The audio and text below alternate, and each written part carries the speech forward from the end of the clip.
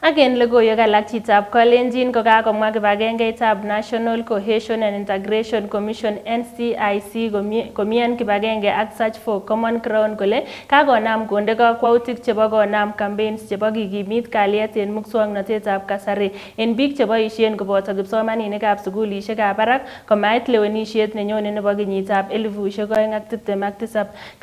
Kanam kotestai kanetisiet nebo betusiek 3 nekisuldoen en county nebo Kwale ole tetat koit oranoton asikeker kele katestai kobit kalyet en muswoknotetab kasari.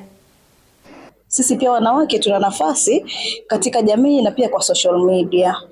Wapo watu ambao wanatutumia sisi kama vioo vya jamii kuchafua amani. Wapo watu ambao wanatumia mitandao pia kuharibu amani, lakini through hii organization wamekuja kutufunza ama kutupa counseling kuhusu kudumisha amani kupitia mitandao kutokana na influence ambayo tuko nayo.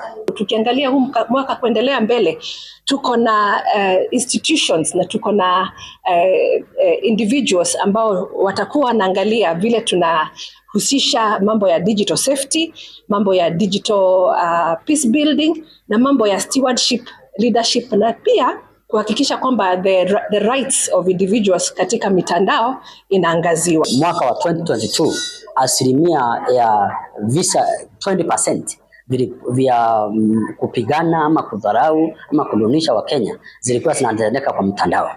Chuki nyingi ambazo zilikuwa zinaonekana kwa viongozi, kwa wale wanaowania viti, ilikuwa inafanyika kwa mtandao. Mitandao inapotumika vizuri basi huenda inaleta kipato cha hali ya juu.